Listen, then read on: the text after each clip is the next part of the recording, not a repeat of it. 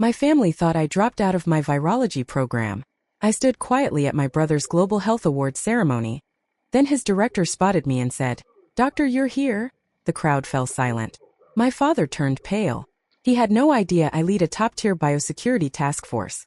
I stood in the back row right by the exit sign, pretending to be absorbed in my phone. The room was packed, over 200 people, all gathered for Leo's award ceremony. There were applause breaks every few minutes, followed by laughter or the click of camera shutters. I adjusted my lanyard so the badge said Research Assistant, Logistics, even though it wasn't necessary. No one was looking at me. That's how I liked it. My name is Dr. Celia Morano. I'm 35 years old and I live in Geneva when I'm not bouncing between field labs and warzone clinics. My family thinks I flamed out of my PhD program a decade ago. Dropped out, couldn't handle the pressure, had a breakdown, or some variation of that story. No one ever asked for the truth. They just ran with the version that made them feel superior. And I let them. Up on stage, Leo was smiling his media-friendly smile. He always had the charm. The poise. The Morano golden boy persona. Everyone from my aunts to the governor's science advisor was clapping like he'd discovered fire. My father sat in the front row proudly upright. My mother dabbed her eyes with a lace handkerchief. They looked so proud. So fulfilled. No sign of the shame they wore when I left the university. No mention of me at all in the program. I wasn't part of the story anymore. Until I was. I didn't see him enter, but I heard his voice. Firm, British-tinged, unmistakable. "Dr. Morano," he said. At first I didn't react. I assumed he meant Leo. But then I felt the air shift. A few heads turned. People began looking toward the back. "Dr. Celia Morano," the man repeated, louder this time. And just like that, every eye in the room was on me. The speaker, Director Hartwell, one of the senior overseers of the Global Containment Initiative, was standing at the podium now, looking directly at me. I hadn't seen him since Jakarta. "I'm surprised to see you here," he said. "Didn't think Geneva had cleared you to leave field duty." My blood ran cold. My father twisted in his chair. My mother turned fully around, her face blank with confusion. Hartwell gave a polite smile. "Ladies and gentlemen, forgive the interruption. Dr. Celia Morano here played a critical role in last year's Central America sequence event. Truly one of the best containment leads I've ever worked with." Leo blinked. He looked like someone had unplugged his brain. He opened his mouth, then closed it. And my father, he stared at me like I had walked out of a grave. I didn't know what to do. I could feel the heat building under my collar, the sweat beneath my hairline. This wasn't supposed to happen. I wasn't supposed to exist. Not like this. Not here. I smiled stiffly and nodded once. Hartwell, realizing his misstep, gave a little shrug. "Well, cat's out of the bag. Sorry, Doc." Then he returned to his notes as if he hadn't just detonated a decade-long lie in front of my entire family. My legs shook. I sat down slowly. I heard my name whispered all around me. "Dr. Morano. Not a failure. Not the dropout. Doctor." I grew up in Geneva in a house where the thermostat was always a little too low and the expectations always too high. My father, Dr. Emil Morano, was a revered public health expert, the kind who was quoted in textbooks and invited to speak at global symposiums. His photo hung in the WHO headquarters. People called him a visionary. I just called him Dad. At least I did when I was little, before I learned better. He didn't raise his voice. He didn't have to. A tight glance over his reading glasses or a cleared throat at the dinner table said more than any outburst ever could. He measured worth in publications, fellowships, and lab hours. My younger brother Leo, bright, articulate, endlessly agreeable, fit perfectly into that mold. I didn't. When I was 10, I built a rudimentary virus simulation out of paper, tape, and bits of cotton, trying to explain pathogen pathways to my dolls. My father saw the mess on the living room floor and asked if I was planning to clean it up before the housekeeper arrived. When I was 13, I read an immunology textbook for fun and tried to discuss it at dinner. He called it charming but scattered. That was always the word he used for me, scattered. Leo, on the other hand, got framed certificates for his science fair projects. I once won a regional math award and overheard Dad ask my mom if I was perhaps more artistic than scientific. Still, I pushed myself. Hard. In high school, I woke up at 5 to study calculus and stayed up late coding pattern recognition algorithms. I got into the École Polytechnique Federal de Lausanne, the kind of program my father said was decent, with a nod. I knew that was the best I'd ever get. But I didn't want approval. I wanted to belong in his world. In my second year, during a research rotation on virology in sub-Saharan populations, I got approached by someone from a multinational task force. She was quiet, professional, and she asked me 2 questions. Do you believe in protecting the world before it asks for help? And can you keep a secret for the rest of your life? I was 21. And I said yes without blinking. Recruitment meant disappearing. Not physically, but reputationally. I couldn't finish my doctorate. Couldn't publish. Couldn't take credit for anything. My records had to reflect academic withdrawal due to personal instability. I was told it was the only way. The day I called home to say I was leaving the program, my father didn't ask why. He didn't offer support. He didn't even sound surprised. I expected as much, he said. My mother cried. My brother tried to cheer me up with bad jokes about how he'd name a lab rat after me. But none of them asked what happened. Not really. And I couldn't tell them. That was the beginning of the cold holidays, the subtle digs. My mother saying you should see the awards Leo's getting. Remember how you used to be so curious? My father never asking what I did for work, only nodding tightly when I said consulting support for pharma logistics. For 10 years I was the family disappointment. The one who just never found her place. And the truth of it, the unbearable truth, was that I had. They just weren't allowed to know. The first year after recruitment, I lived in the desert. Not metaphorically, the actual desert. A training compound somewhere in the American Southwest, latitude and specifics redacted. We slept 4 to a room, concrete floors, no heat, no privacy. I learned to run field diagnostics in 30-mile-per-hour wind, to handle bio-waste in moonlight, to stop a hemorrhagic outbreak with duct tape and vinegar if that's all you had. It wasn't school. It was survival. There were drills for everything: mass exposure in remote villages, civil unrest during quarantine, how to identify pathogens spread in war zones without triggering international panic. I watched people puke during bloodborne simulations and push through. I saw others wash out by week 3. I didn't. Director Nora Khalil was a legend in the field, quiet, razor sharp, with a scar across her cheek from a mission no one dared ask about. She led our cohort with a mix of brutal honesty and rare, precise praise. On the 6th week, after I caught a contaminant vector in a mock deployment no one else noticed, she called me into her office. "You think in maps," she said. "Your brain doesn't see chaos, it sees flow. That'll keep people alive." It was the first time in my life someone saw me and didn't flinch. Over the next few years, I moved through the ranks fast. Khalil became my mentor, then my advocate. I handled regional outbreaks in West Africa, fungal anomalies in Arctic encampments, flu mutations in refugee clusters. I worked 16-hour shifts in level 4 hazmat suits, lost fingernails to frostbite, and once got airlifted out of a village with a pulse barely strong enough to ping. I also saved lives. Hundreds of them. There was a mission in Southeast Asia, hemorrhagic fever in a jungle province. Local authorities were days behind. I traced the viral pattern back to a single contaminated irrigation canal and implemented an improvised seal within 48 hours. We stopped what could have become a regional mass casualty event. For that, I got a medal. It's locked in a vault now, next to a folded black jumpsuit and a copy of my original university withdrawal papers. No one in my family knows it exists. And while I navigated this high-stakes world, dodging bullets and borders, extracting victims from active war zones, my family carried on with their version of the truth. I missed Christmas 3 years in a row. They told relatives I couldn't get time off from the pharmaceutical data desk. One cousin asked me if I was still in clerical work. Another offered to pull strings at his firm so I could get a stable job again. Last summer, we had dinner for Leo's tech breakthrough. He'd built some AI-powered diagnostic thing that got a feature in Forbes.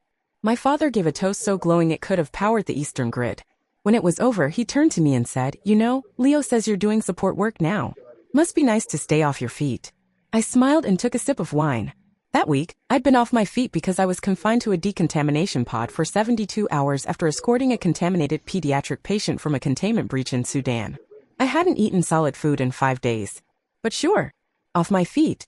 I let them have their version. It was easier that way. Safer. Because as much as I wanted to scream the truth, to tell them what I'd seen and survived, the reality was simple. Every secret I kept was another wall between my world and theirs. And in the world I lived in, walls were the only way to keep people alive. Even when those people were your family. We neutralized the North Africa bioterrorism threat on a Thursday. By Saturday, I was standing in my parents' kitchen, slicing zucchini while my mother talked about Leo's latest grant from the World Health Organization. She called it a historic moment for the family. I didn't mention the classified vaccine protocol I had helped finalize 48 hours ago. The one now en route to international deployment teams. The one that had to be flown out under military escort. Instead, I nodded and kept slicing. "Oh, he's doing such important work," she said, adjusting a tray of crackers like she was prepping for a gala. "I mean, some of us really found our place helping people." That line didn't hit like a slap. It hit like a slow press, like she'd been waiting for the right moment to remind me I hadn't. In the next room, Leo was holding court with a group of uncles and old family friends. They listened, rapt, as he explained the power of automated pathogen detection. Someone asked if I was still doing support stuff for a pharma lab in Belgium. Before I could answer, my cousin Damon chimed in. "You know, Celia's got a good eye for detail. I bet she'd kill it in data entry. We've got an open spot, actually, real desk and coffee kind of role. Something steady. If you're, looking. I just smiled. I'll keep that in mind. I wanted to laugh. I wanted to grab the remote detonator of my life and drop the truth in the middle of that living room like a live wire. You think Leo's funding a breakthrough? Cute. I've been in jungles with a suitcase full of refrigerated doses and a satellite phone taped to my arm. I've had to choose which village gets the last pallet of antiviral supplies. I've made maps out of blood, but no one wanted that truth. That truth was messy, dangerous. That truth didn't wear a tie or come with a slideshow. Instead, I said, could someone pass the olive oil? That night, my phone buzzed in my pocket while my aunt was telling a story about how Leo used to build Lego hospitals. I slipped out through the hallway and ducked into the laundry room. Secure message.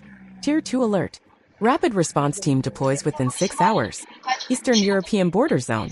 Unknown vector. I stared at the screen. My fingers already knew the code to decrypt the route.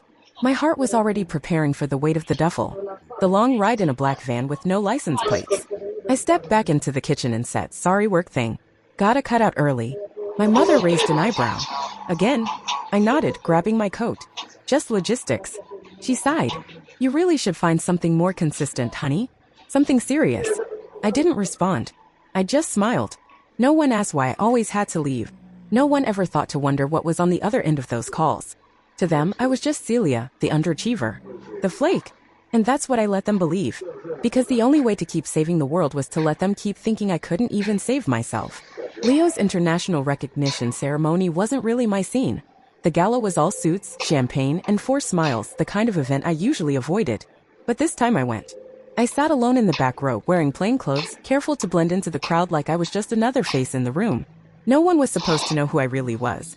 My family sat clustered a few rows ahead, Mom beaming like a proud queen, Dad sitting stiff with that practiced smile, Leo basking in the spotlight. They had no idea I was there, not really.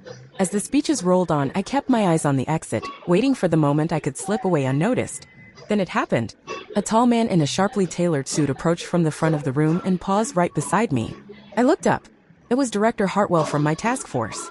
Dr. Morano, he said, smiling warmly. It's good to see you again. Task Force Containment Lead. You've been cleared to attend. I froze.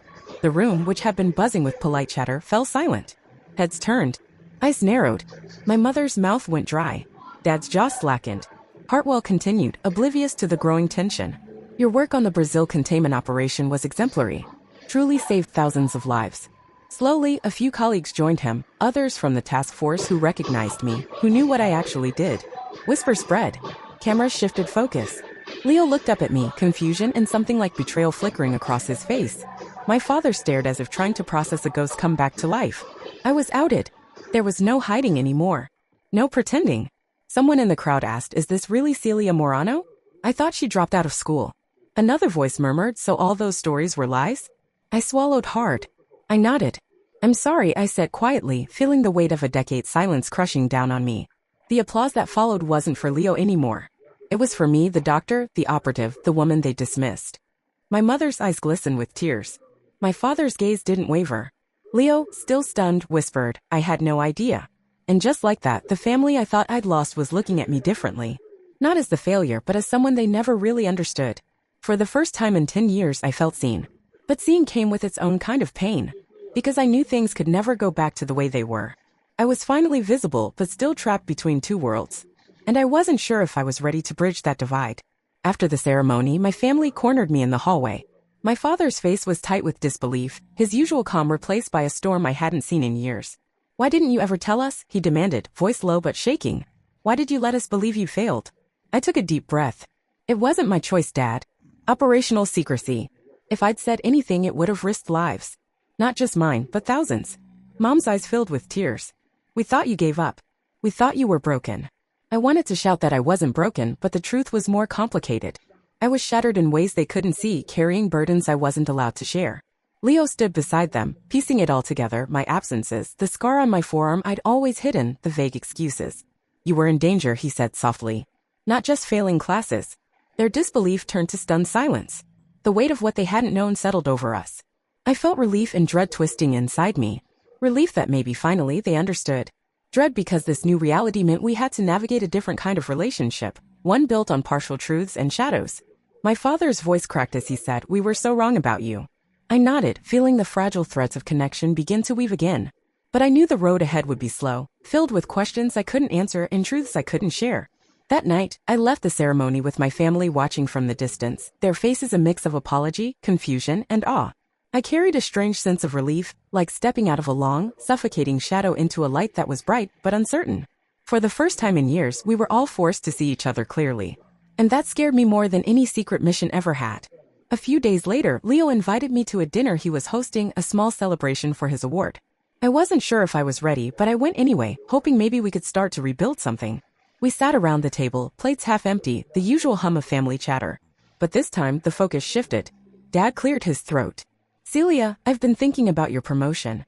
How do those metrics work? How do they decide who gets advanced in your line of work? Mom nodded, a soft smile playing at the corners of her mouth. I found your old academic medals in the attic. I kept them, just in case. I'm sorry I never said anything. Leo reached across the table and squeezed my hand. I'm sorry for assuming you'd quit. I thought you just gave up. I looked at them all and felt the years of misunderstanding pressed down, but also this strange hope rising. It's hard to explain, I said quietly. What I do isn't public. There are rules about secrecy. I couldn't tell you the truth even if I wanted to. Dad leaned in. But you're proud of it, aren't you? I smiled for the first time in a long while. Yes. I'm proud I get to make a difference. It's lonely sometimes, but worth it. Leo raised his glass. To Celia, the sister we never really knew. We clinked glasses and I felt a tentative warmth grow between us. It wasn't perfect. It wasn't a clean slate, but it was a start.